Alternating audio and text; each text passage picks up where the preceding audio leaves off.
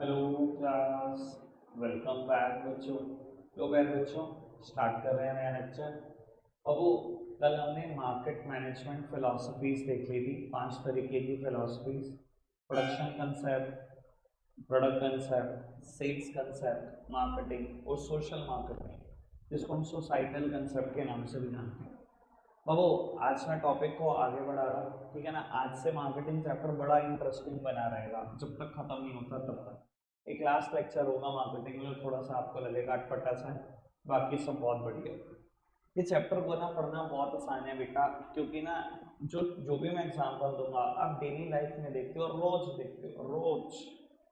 इतना आसान चैप्टर बनेगा, आपको लगेगा यार सबसे खत्म चैप्टर ही है। बस ये थोड़ा सा लेंदी हो सकता है बेटा, लेकिन खत्म चैप्टर है बहुत। चलो खैर, समझते हैं बेटा। बाबू, मैं अब चर्चा करने जा रहा हूँ आपसे एक नए टॉपिक की। चाहे कह लो टॉपिक का नाम है मार्केटिंग, चाहे कह लो बेटा टॉपिक का नाम है मार्केटिंग मिक्स। सामने देखते रहना अभी। बाबू, टॉपिक का नाम है मार्केटिंग या मार्केटिंग मिक्स। बेटा, मार्केटिंग के ना 4 एलिमेंट होते हैं, जिनको हम प्यार से बोलते हैं 4 P's ऑफ मार्केटिंग। याद है आपको, एक टर्म मैं बोल चुका हूँ परसों आपके साथ। क्या बोलते हैं इसको बेटा? 4 P's ऑफ मार्केटिंग। मार्केटिंग के 4 P। बाबू, क्या है मार्केटिंग के 4 P? प्रोडक्ट, प्राइस, प्लेस या फिजिकल डिस्ट्रीब्यूशन,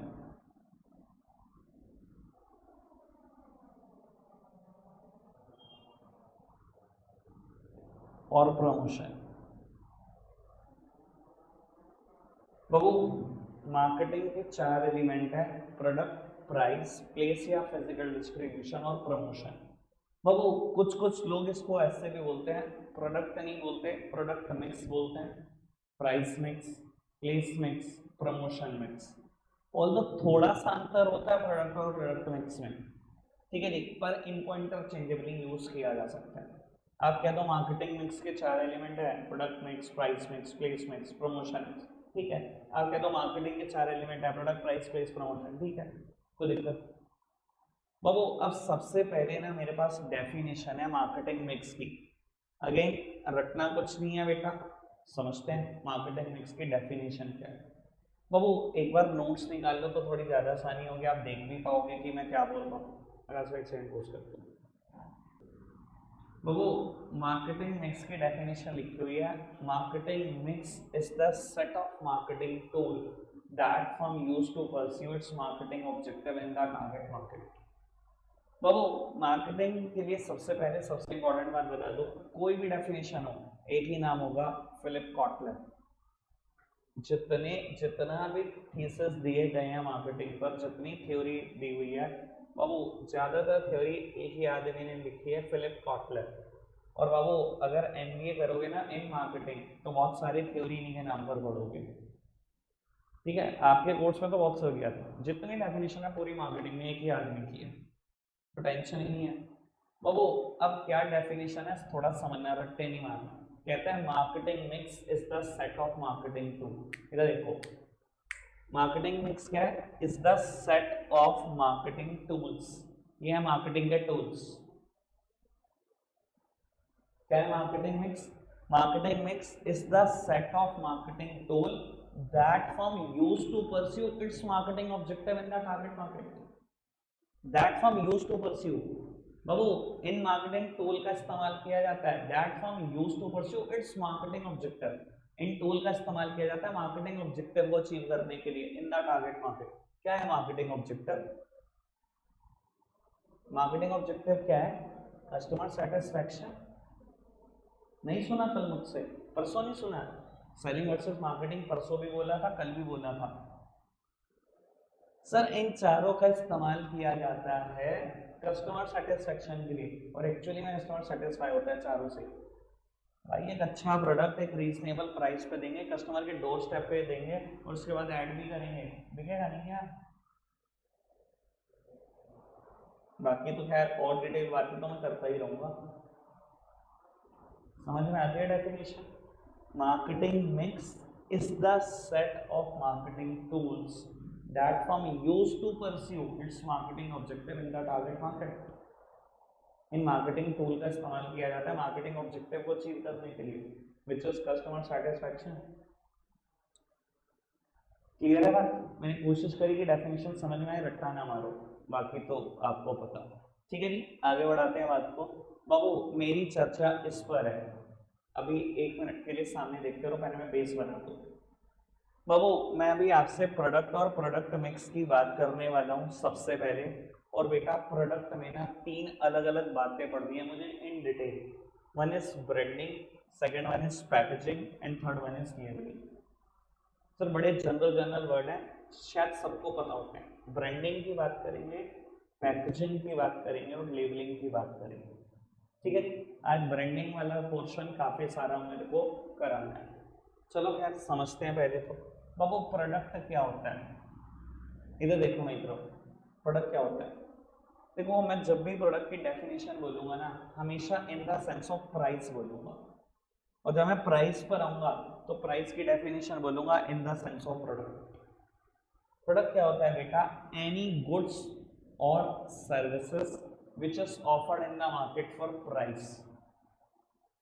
प्रोडक्ट क्या होता है, एनी गुड्स और सर्विस।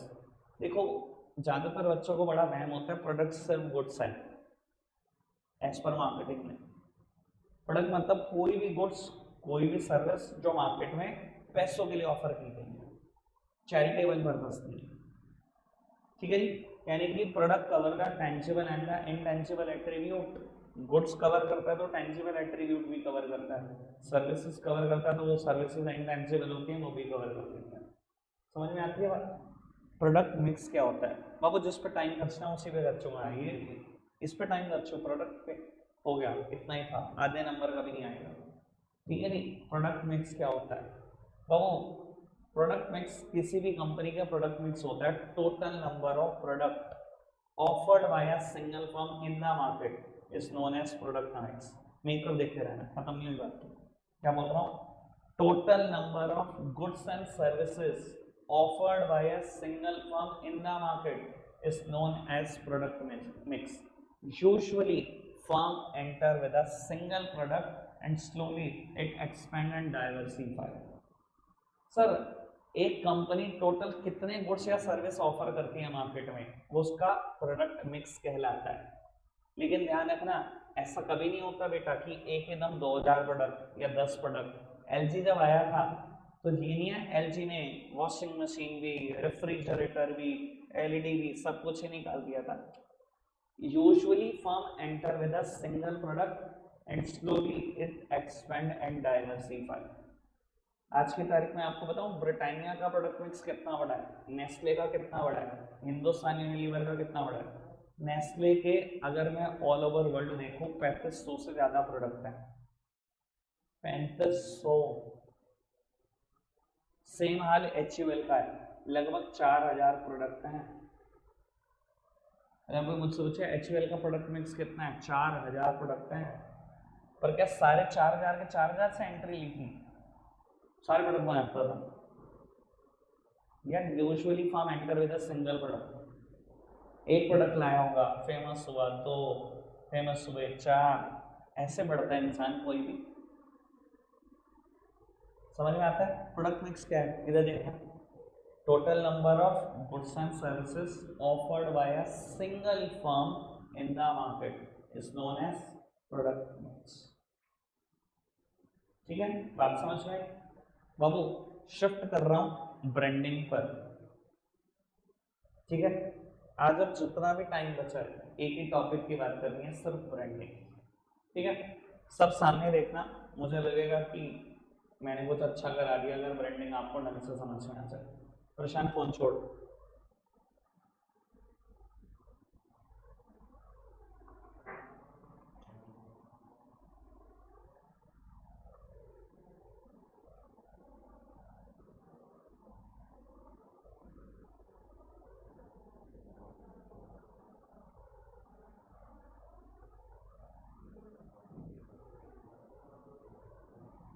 बाबू सामने देखते रहना वरना इट इज बिट कंफ्यूजिंग। 5 चीजें लिखी हुई हैं, सारी एक जैसी हैं, बाद में होने से फायदा नहीं होगा। आराम से समझ लोगे तो थोड़ा अच्छा रहेगा। बाबू ब्रांड क्या, ब्रांड नेम क्या, ब्रांड मार्क क्या, ट्रेडमार्क क्या, ब्रांडिंग क्या, ये तो क्या ही खतरनाक चीज है। आओ जी समझते हैं, नोट्स की कभी जरूरत नहीं पड़ेगी अगर आप मेरी बात सुन लोगे। बाबू सबसे पहले ब्रांड क्या, बेटा कोई भी नाम, कोई भी सिंबल, कोई भी लोगो, कोई भी सिग्नेचर, कोई भी फोटोग्राफ या बेटा इनका कॉम्बिनेशन, सर ये ब्रांड हो सकता है। नेम, सिंबल, लोगो, सिग्नेचर, फोटोग्राफ और their combination for a product is a brand. Sir किसी भी प्रोडक्ट को कोई नाम देना, कोई लोगो देना, कोई सिंबल देना, कोई सिग्नेचर, कोई फोटोग्राफ या इनका कॉम्बिनेशन। मैं बात करता हूं बेटा अलग अलग ब्रांड की। MDH, सर नाम प्लस पार्ले जी, नाम प्लस, सर ज्यादातर आप देखोगे कि कॉम्बिनेशन नेम प्लस लोगो का होता है, ठीक है जी। सर सक्सेस मंत्रा, सच में ऐसा ही है बाबू, ये मेरा लोगो है और नाम भी है। सर ऑडी, नाम, लोगो सबको पता ही है। एप्पल, नाम, लोगो तो पता ही है। Hyundai, स्पेशल तरीके से एच लिखते हैं, स्टीयरिंग पे देख लो, स्टीयरिंग याद होगा, स्पेशल तरीके से एच लिखते हैं Hyundai वाले। सर नाम प्लस लोगो ज्यादातर दिख जाएगा, नाम और सिग्नेचर भी दिख जाता है। एक ब्रांड है रेड एंड टेलर, फैब्रिक बनाता है, सिग्नेचर है वहां पर, क्लियर है बात। तो बाबू कोई भी नाम, कोई भी सिंबल, कोई भी लोगो, कोई भी सिग्नेचर, कोई भी फोटोग्राफ या इनका कॉम्बिनेशन ब्रांड हो सकता है। तो दिक्कत कोई परेशानी तो नहीं, ब्रांड समझ में आता है। सर ब्रांड मार्क, इधर देखना, ब्रांड मार्क बेटा, brand sorry brand name, brand name क्या होता है बाबू, दैट पार्ट ऑफ ब्रांड, सामने देखो please, that part of brand which can be easily spoken, brand का वो हिस्सा जो बोलकर बताया जा सकता है, it is a brand name. इधर देखना, वो ब्रांड में तो बहुत सारी चीजें आती है ना, that part of brand which can be easily spoken, brand में सिर्फ एक ही हिस्सा बोल के बताया जा सकता है, वो है बेटा नेम, इसी को हम ब्रांड नेम बोलते हैं, जो बोल के बताया जा सकता है। सर सिंबल और लोगो बोले नहीं जाते, क्योंकि बेवकूफ लोग ही बोलते हैं, चार चूड़ियां, आधा कटा सेब, कुछ भी, लोगो कांट बी स्पोकन, लोगो बोले नहीं जाते, समझ में आ रही बात। तो वो ब्रांड का वो हिस्सा जो बोल के बताया जा सके उसे ही हम ब्रांड नेम बोलते हैं। तो बाबू ब्रांड मार्क क्या है, that part of brand which can not be spoken but recognised visually, जो बोला नहीं जा सकता पर रिकॉग्नाइज हो जाता है। सर अगर मैं आज एप्पल का लोगो किसी को भी दिखा दूं तो एक मिनट में आदमी बोल देगा ये एप्पल ब्रांड का प्रोडक्ट है, बोल देगा कि नहीं। सर ऑडी, वो तो कभी बोल ही नहीं सकते ना, दिमाग में चलता है भाई ये कार ऑडी कंपनी की है। तो बाबू दैट पार्ट ऑफ ब्रांड बाबू which can not be spoken but recognised visually, जो बोला नहीं जा सकता देख के पहचाना जा सकता है। किसी टाइम पर नोकिया के फोन मार्केट में बड़े पॉपुलर थे ना, तो नोकिया की हैंडशेक बड़ी पॉपुलर थी। फोन खोलते थे हम नोकिया का, ऑन करते थे, सबसे पहले हैंडशेक आती थी, अगर किसी को पता हो तो हमारे में से, तुमने जन्म ले लिया हो तब तक तो देखिए हैंडशेक ऑफ नोकिया। तो बाबू अब सर हैंडशेक ऑफ नोकिया आप देख रहे हो, सर बोलने के नहीं बोलो, लेकिन वो दिमाग में विजुअल्स क्लियर है कि हाँ यार ये नोकिया को रिप्रेजेंट करता है। कोई दिक्कत कोई परेशानी तो नहीं, तीनों बातें समझ में आ गया, ब्रांड क्या है, ब्रांड नेम क्या है, ब्रांड मार्क क्या है, ठीक है जी। सर ट्रेडमार्क सबसे इंपॉर्टेंट बात, बाबू ट्रेडमार्क क्या होता है, व्हेन अ ब्रांड और it's any part is given legal protection it is known as trademark.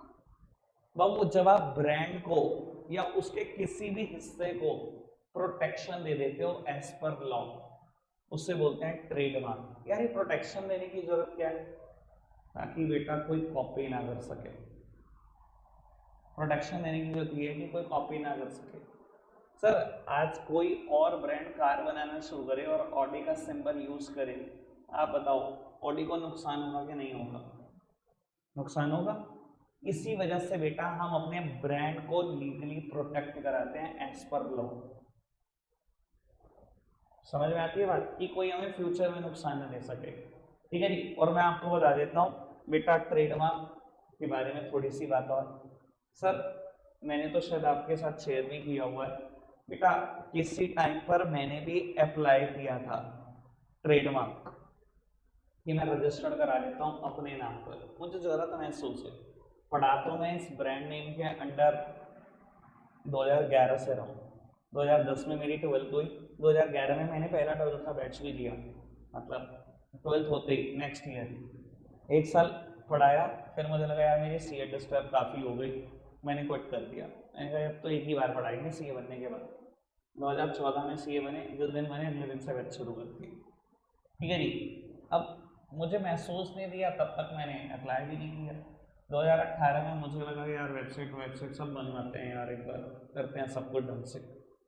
Sir 2018 में मैंने अप्लाई किया तो मैंने देखा कि एक आदमी ने पहले रजिस्टर कर रखा था, पर वो क्लैट की कोचिंग देते हैं सक्सेस मंत्रा के नाम से, और मेरे को 11th-12th के लिए मेनली चाहिए था, तो मैंने अप्लाई कर दिया सक्सेस मंत्रा। और वो जिस दिन आप गवर्नमेंट ऑफ इंडिया के पास अप्लाई करते हो ना, government of India with in 24 hour आपको परमिशन दे देती है कि यूज द वर्ड टीएम।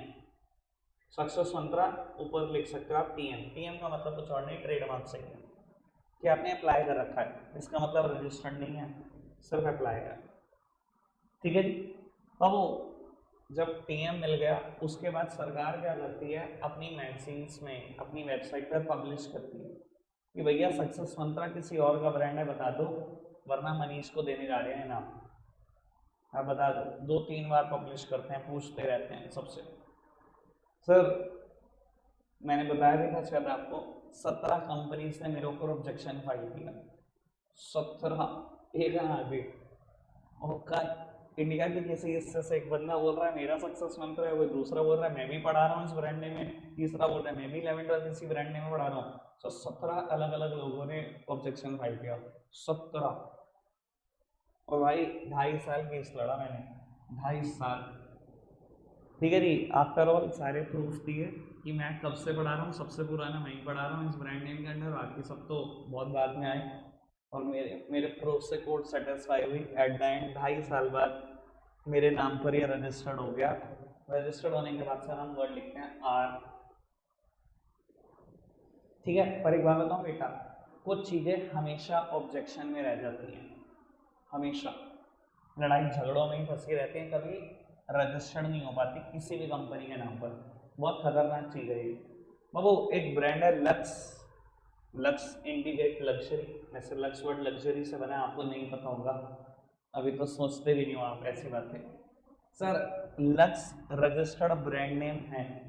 इन्होंने एक और प्रोडक्ट निकाला था लक्स कोसी, है ना बाबू, आज भी उठाकर देख लेना, कोसी के ऊपर टीएम है, आज तक रजिस्टर्ड नहीं हुआ ये।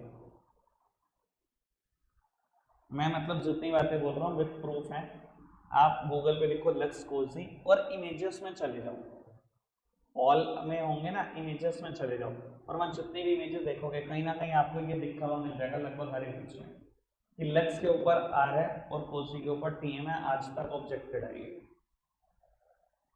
आज तक। ठीक है जी। कोई दिक्कत अभी तक, कोई परेशानी तो नहीं, समझ में आ रही है सारी बात? बाबू आ जाओ वापसी आगे बढ़ना, मैं अभी आपको दिखा भी देता, मेरे पास कुछ टाइम होता तो 2-4 चीज़ें और ट्रेडमार्क से रिलेटेड, पर जितना आपके लिए जरूरी है मैंने उतना बोल दिया। बाबू when a brand is given legal protection it is known as trademark. Trademark क्यों लिया जा रहा है? ताकि कॉपीड ना हो पाए आपका प्रोडक्ट। ठीक है जी। कोई दिक्कत तो नहीं है? बाबू ब्रांडिंग क्या है? ब्रांड समझना है, brand name, brand mark, trademark branding क्या है? देखो, दो अलग अलग रास्तों से डेफिनेशन लिख सकते हो। एक बुद्धू बनाना टीचर को, और एक बेटा खुद बुद्धू बनना। सर आप लिख सकते हो assigning a brand to a product is branding. Assigning a brand to a product is branding. और अगर आपको लगेगा यार बहुत छोटी डेफिनेशन होगी तो लिख देना असाइनिंग अ नेम और सिंबल और लोगो और सिग्नेचर और फोटोग्राफ और their combination to a product is branding. ठीक है, ब्रांड वर्ड को इलेबोरेट कर दिया। ठीक है, अब नोट्स पढ़ते रहना, नोट्स की कोई अहमियत नहीं है। आपको लगेगा पता नहीं क्या क्या लिखा हुआ, जो मैंने बता दिया बस वो ज़्यादा ओके था। कोई दिक्कत कोई परेशानी तो नहीं? पक्का से आगे बढ़ जाए। तो एक टॉपिक है characteristic of a good branding. देखना एक आध पेज इधर उधर करके, पेज नंबर 111 111 पर आ जाओ। टॉपिक है characteristic of a good branding. पहली बात मैं ये बता देता हूँ, ये 6 हेडिंग मेरी बनाई हुई है, एनसीईआरटी में 6 लाइन का आंसर है, ऐसे लिखी हुई है। पहली कैरेक्टरिस्टिक, दूसरी, तीसरी, चौथी, 6 लाइन है गिनती के एनसीईआरटी। और आपको ये भी बता देता हूँ, पेपर में 6 नंबर का ये ऐसा आ गया होगा पिछले 20 सालों में 7-8 बार।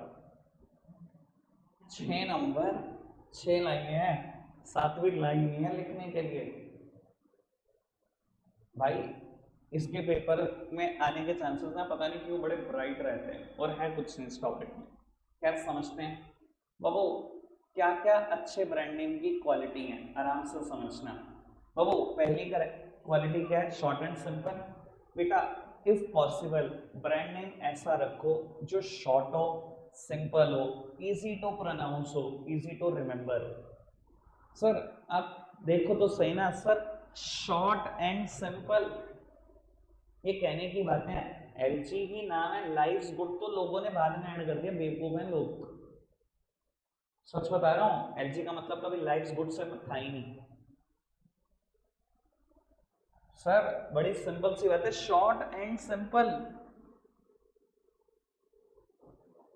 इससे शॉर्ट इससे सिंपल क्या लोगे? 2 वर्ड 3 वर्ड है सर। जितना शॉर्ट होगा ना नाम, जितना सिंपल होगा, उतना इजी टू प्रोनाउंस होगा, उतना इजी टू रिमेंबर होगा। मैं आपको एक बात क्लियर करता हूँ, आज बेटा आपके घर में बड़े बुजुर्ग हैं, मान लो आपकी दादी दी हैं, ठीक है, और भी कोई बड़ा है, तो आपके घर में किसी एक न्यू बॉर्न बेबी होता है, तो हमारे घर के बड़े बुजुर्ग पता क्या कहते हैं? नाम थोड़ा आसान रखना, क्योंकि आजकल लोग थोड़े नाम भी अटपटे रखते हैं। कहते हैं यार बोला ही नहीं जाएगा हमारे से, तो तुम नाम आसान रखना, वो ऐसा बोलते हैं। सर बात बड़ी सिंपल सी, आप ब्रांड नेम टिपिकल रखोगे ना, लोगों के मुंह पे चढ़ेगा नहीं, और जितना नहीं चढ़ेगा ना उतना आपको नुकसान हो रहा है। ये बात आपको समझ नहीं आती। ये कोई नाम होता है फॉक्स वेगन? मुझे बताओ कितने बड़े बुजुर्ग बोल देंगे फॉक्स वेगन? 10 बार भी बता दोगे ना, उन्हें याद ही नहीं रहेगा क्या ब्रांड था। Brand name should be short, simple, easy to pronounce, easy to remember. Simple है। आगे बढ़ो। मैंने कहा था टॉपिक आगे जाके अब बहुत आसान होते जाएंगे, बड़े इंटरेस्टिंग होते जाएंगे, तो आपको वो आज से इंटरेस्ट फील होने लगेगा। सेकेंड हेडिंग पढ़ना, इंडिकेट द क्वालिटी। इधर देखना प्लीज सामने।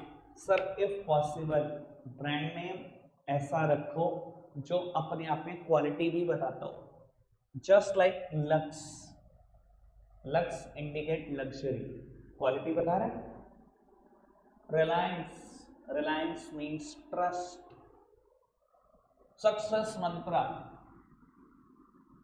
ठीक है ना, हमारे पास ये मंत्र सारे। हाँ जी बाबू, ब्रांड ने ऐसे थोड़ी रखो, बजाज अपनी कास्ट उठा के रख दी, कौन सी क्वालिटी भैया? भाई ब्रांड तो है ही है वो भी, पर क्वालिटी तो कोई नहीं बताता, अपनी कास्ट ही रखी हुई है। तो बाबू ब्रांड नेम इफ पॉसिबल ऐसा रखो जो क्वालिटी बताता हो अपने आप में। क्लियर है बात? कोई दिक्कत कोई परेशानी तो नहीं? थर्ड हेडिंग है यूनिक। सर एक हेडिंग लिखी है यूनिक, एक लिखी गई होगी 6th नंबर पर, 5th नंबर पे कैपेबल।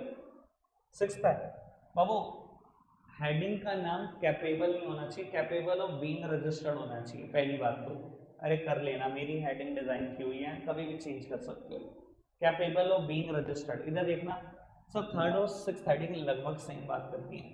कहता है ब्रांड यूनिक चूज करना। बाबू अगर यूनिक होगा तभी सिक्स्थ नंबर वाली बात भी पूरी हो पाएगी, वो कैपेबल ऑफ बीइंग रजिस्टर्ड होगा। अगर यूनिक नहीं होगा अपने नाम पे रजिस्टर कर पाओगे? गूगल से कॉपी करोगे किसी का नाम, रजिस्टर्ड हो जाएगा तुम्हारे नाम पर, सीधी सी बात। नया नाम ढूंढो, बिल्कुल यूनिक ढूंढो, फिर रजिस्टर्ड करा लो। आज लोग क्या कर रहे हैं, कॉपी तो कर रहे हैं एक दूसरे की। मतलब मैं अभी आपको एक बात बताऊंगा, गाइस एक सेकंड के लिए पूछ लेना। बाबू आगे बढ़ाते हैं बात को। फोर्थ हेडिंग क्या है? अडेप्टेबल। इधर देखना बेटा, ब्रांड नेम ऐसा रखो that it should be adaptable to the packaging and the labelling of product. कहने का मतलब क्या है बेटा, बाबू आप जितना लोगों को परेशान करोगे ना ब्रांड नेम पढ़वाने में, उतना परेशानी आपको ज्यादा होगी। लोगों को याद रहे आपका ब्रांड, सॉरी कितनी अच्छी बात होती है। सोचो ना आपके नाम से प्रोडक्ट बिके, कितना बढ़िया होता है। सर मैं एक बात बताता हूँ, मान लो मैं मार्कर की एक इंक खरीद कर लाता हूँ, सेलो कंपनी भी लाती है और बहुत सारी कंपनियां इंक बनाती है। अगर वो उनकी पैकेजिंग ऐसी होती है, राउंड शेप की बॉटल है, सर ब्रांड नेम को ऐसे लिखते हैं घुमा घुमा के, तो सही लिख रहे हैं वो, ऐसे पढ़े हैं ब्रांड नेम, हमें परेशान कर रहे हो, तुम्हें परेशानी होगी। इन रिटर्न देख लेना, जितना आप मुश्किल करते हो ना ब्रांड नेम पढ़वाने में लोगों को, उतना परेशान आप खुद होते हो। बेटा brand name adaptable to packaging होना चाहिए, अडेप्टेबल टू द लेबलिंग होना चाहिए। अभी आपके सामने फेविस्टिक पड़ी है, देखो तरीके से नाम लिखा होगा, एक बारी में दिख रहा होगा। ब्रांड ऐसी हरकत ही नहीं करते जो बड़े ब्रांड है। और सच बता रहा हूँ, अगर उनको सैलून लिखना है ना, अगर उनके सामने सामने आ रहा होगा, उन्हें दिख रहा होगा तो ठीक है, नहीं आ रहा होगा ना, ऐसे लिख देंगे सैलून, ऐसे एक ही बारी में दिख जाए बंदे को, ठीक है ना। डूम्स ने कोई प्रोडक्ट बनाना, उसे लग रहा है ना यार ऐसे घुमा के नहीं लिखना, लिखेगा नहीं कभी घुमा कर, या तो ऐसे लिख देगा या बेटा सामने लिख देगा, छोटा कर देगा बस उसका फॉन्ट साइज। ठीक है बात, कोई दिक्कत कोई परेशानी तो नहीं। वो लास्ट हेडिंग पढ़ रहे हैं, वर्सेटाइलिटी। बेटा brand name should B versatile. Versatile समझते हो? किसी भी प्रोडक्ट पे लगा दो सर, देखने में अजीब नहीं लगना चाहिए, इतना वर्सेटाइल होना चाहिए ब्रांड नेम। इधर देखना, मैंने भी आपको बताया बेटा एक बार कि ब्रिटानिया बहुत सारे प्रोडक्ट निकालता है, कुछ बेटा 3500 प्रोडक्ट है।